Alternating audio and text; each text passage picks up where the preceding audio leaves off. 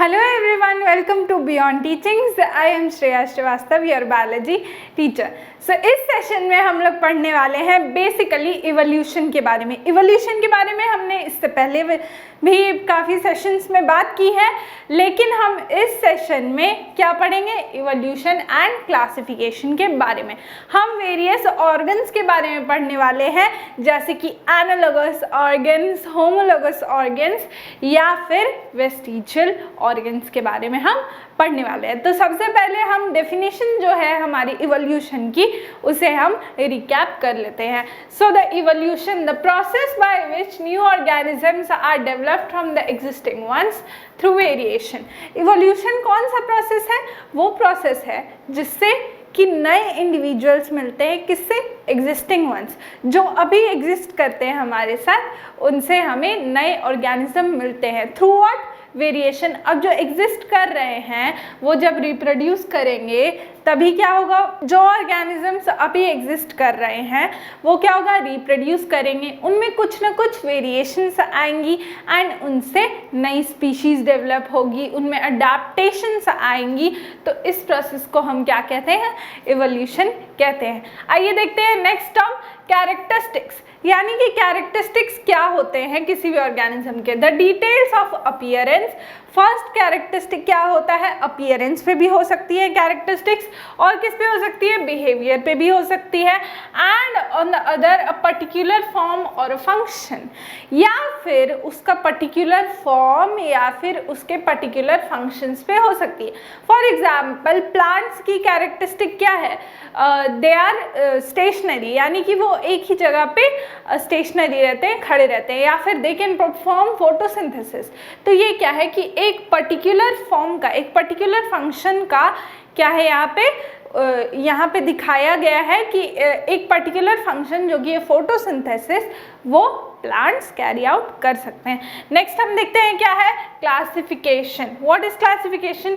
The arrangement of organisms into a series of groups based in physiological, biochemical, anatomical और relationships. All systems of classification are hierarchical. अब जो classification है वो organisms की ऐसी arrangement है, जो अरेंजमेंट किस के बेसिस पे है? बहुत सारे वर्ड्स आ जाएंगे यहाँ। फिजियोलॉजिकल यानी कि उनका फिजिकल स्ट्रक्चर, बायोकेमिकल यानी कि बिहेवियर, कैसा उनका बिहेवियर है, या फिर कौन कौन से प्रोसेसेस उनके बॉडी के सिस्टम के अंदर चलते हैं। इन सारी चीज़ों को, बहुत सारे चीज़ों के बेसिस लेके क्या किया गया है? क्लासिफिकेशन की गई है।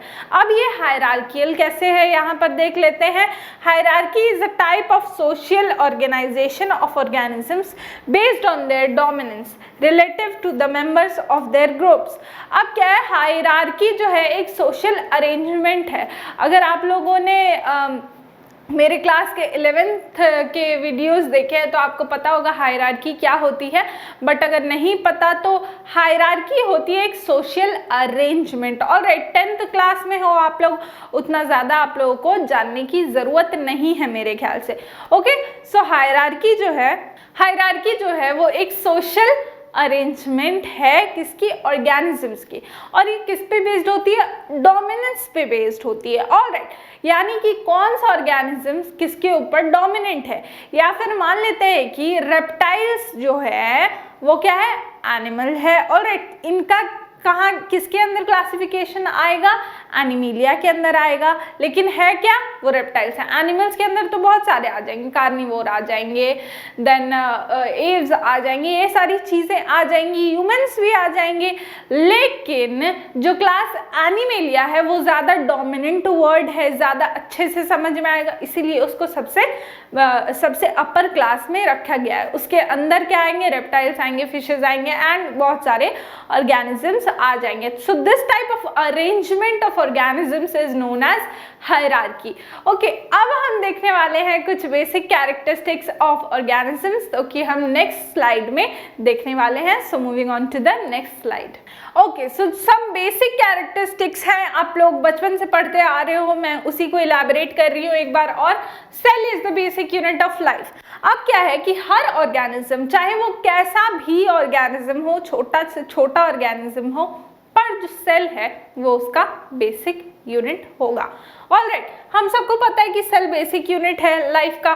नेक्स्ट हम देखते हैं क्या है, cells of some organisms do not have organised nucleus, यानी कि प्रोकैरियोट्स की हम यहाँ पे बात कर रहे हैं, ऑलराइट, जिनमें न्यूक्लियस प्रेजेंट नहीं होता, while others have organised nucleus, यानी कि यूकैरियोट्स की बात कर रहे हैं। तो सेल, अब सेल तो होगा ही किसी भी ऑर्गेनिज्म में। अब ये सारे कैरेक्टरिस्टिक्स किस पे यूज होते हैं, क्लासिफिकेशन के सिस्टम में यूज होते हैं।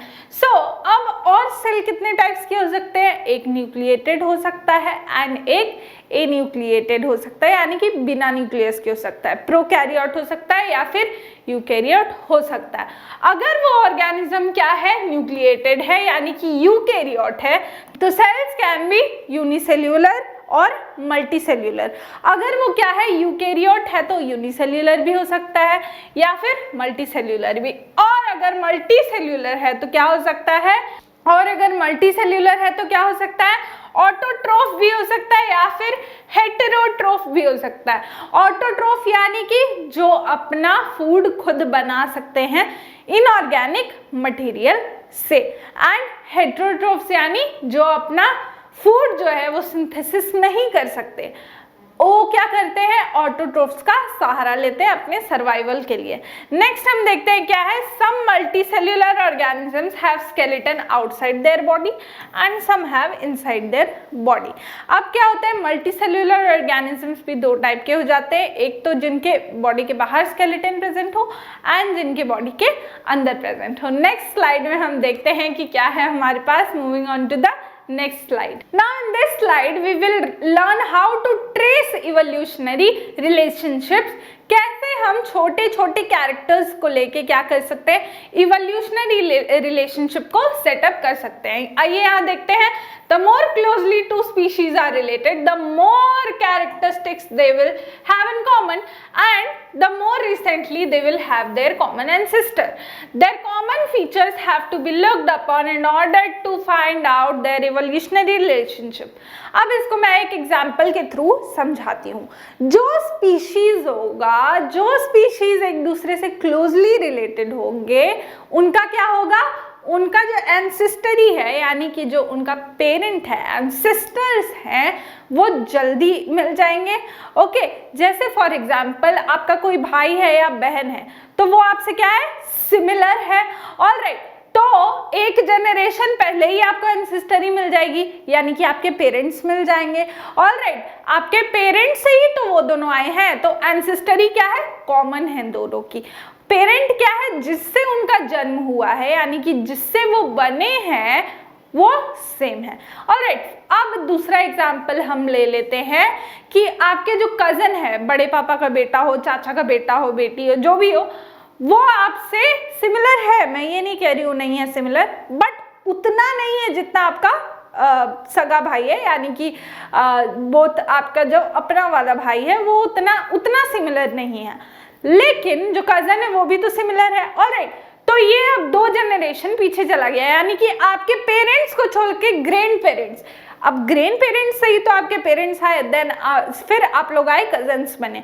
ऑलराइट, तो अब ये एंसेस्टरी थोड़ी क्या हो गई, पीछे चली गई। ऑलराइट, तो जितने क्लोजली रिलेटेड होंगे स्पीशीज, उतनी जल्दी उनकी एंसेस्टरी मिलेगी। इस तरह से हम लोग इवोल्यूशनरी रिलेशनशिप जो है वो फाइंड आउट कर सकते हैं। तो सबसे पहले हमें क्या एग्जामिन करना होगा, कैरेक्टरिस्टिक्स एग्जामिन करने होंगे किसी भी ऑर्गेनिज्म के।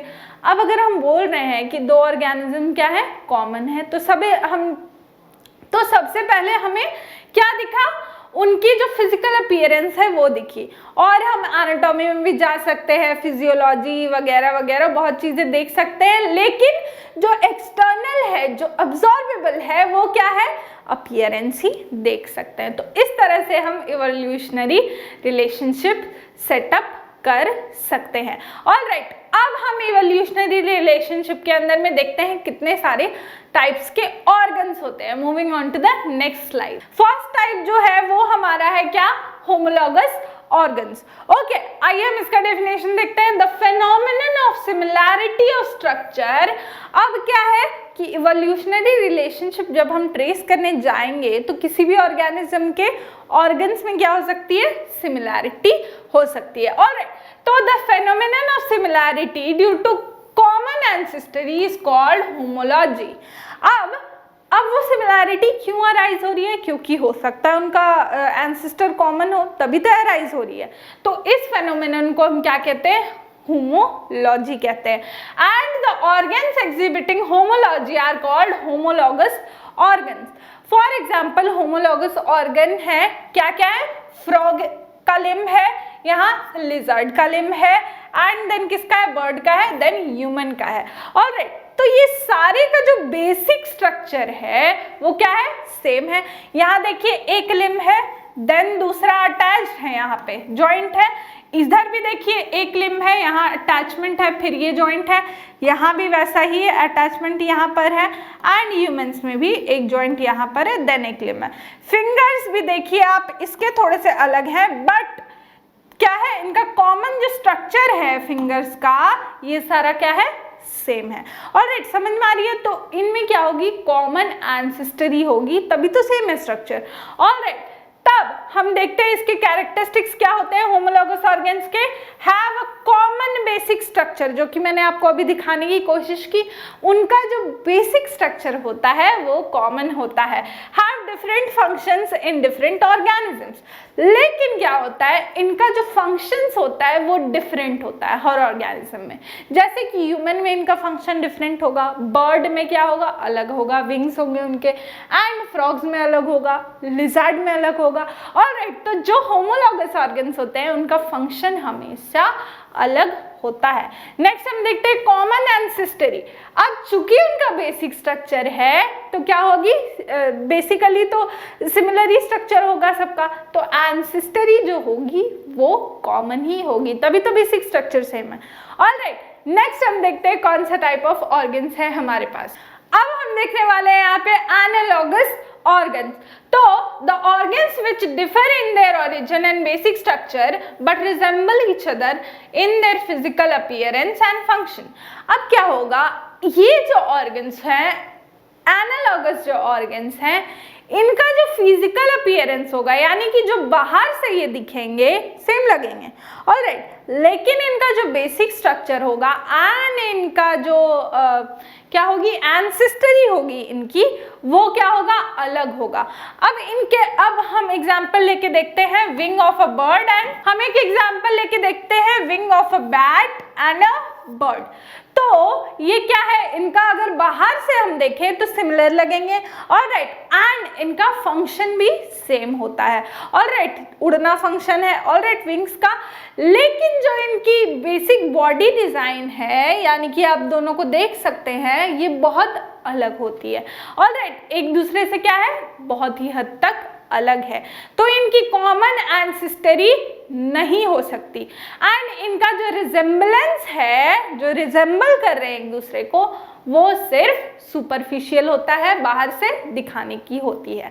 समझ में आ रही है बात? तो इस टाइप के ऑर्गन्स को हम कहते हैं एनालॉगस ऑर्गन्स, एंड जो एनालॉगस ऑर्गन्स होते हैं उनकी जो एंसेस्टरी है वो कॉमन नहीं होती।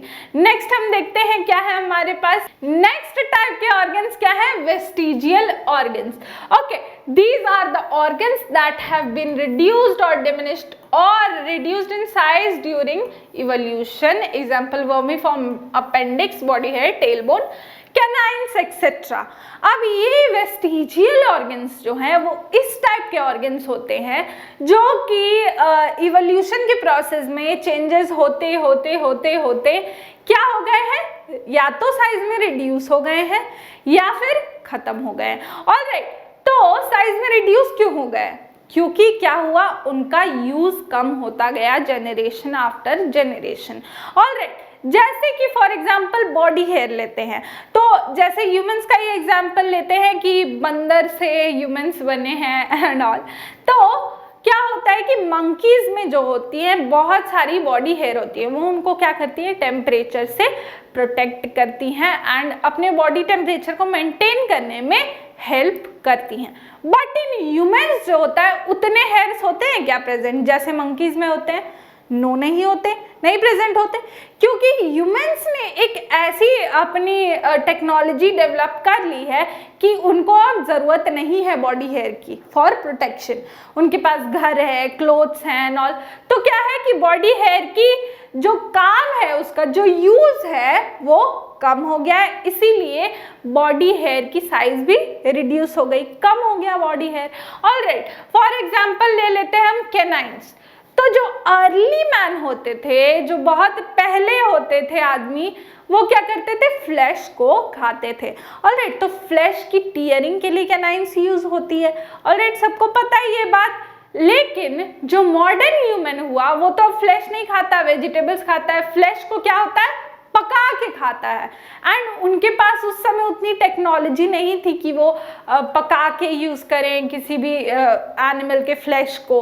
ऑलराइट, लेकिन अब जो ह्यूमन है उसके पास टेक्नोलॉजी है, तो अब वो क्या करता है, पका के खाता है, तो इसका यूज जो है वो कम हो गया है। ओके, तो इसीलिए ये वेस्टिजियल है, अब कोई काम का नहीं है। Alright, next is vermiform appendix. इसका भी कोई यूज नहीं है ह्यूमन बॉडी में। आपने सुना होगा कि अपेंडिक्स का ऑपरेशन होता है एंड ऑल। ये जो है, ये फिंगर लाइक प्रोजेक्शन एक प्रेजेंट होती है लार्ज इंटेस्टाइन के पास, इसे हम क्या कहते हैं, वर्मीफॉर्म अपेंडिक्स। इसका मेन काम क्या है, इसका मेन काम है कि ये माइक्रो ऑर्गेनिजम्स को क्या करता है, अपने अंदर गुड माइक्रोब्स जो होते हैं उन्हें स्टोर करके रखता है। इसका ऑपरेशन भी होता है, बहुत लोग इसे रिमूव करवा देते हैं due to infections and several reasons. Next class में हम लोग पढ़ने वाले हैं फॉसिल्स के बारे में, कैसे फॉसिल्स बनते हैं, हम लोग कैसे उसे एक्सट्रैक्ट कर सकते हैं, एंड कैसे कितने टाइप्स के फॉसिल्स होते हैं, ये हम देखने वाले हैं। अगर आपको कोई भी डाउट है तो आप प्लीज़ कमेंट सेक्शन में पूछिए, अगर इस लेसन से रिलेटेड कोई डाउट है तो। अब अगली वीडियो में आपसे मिलती हूँ। Until then keep watching, bye bye.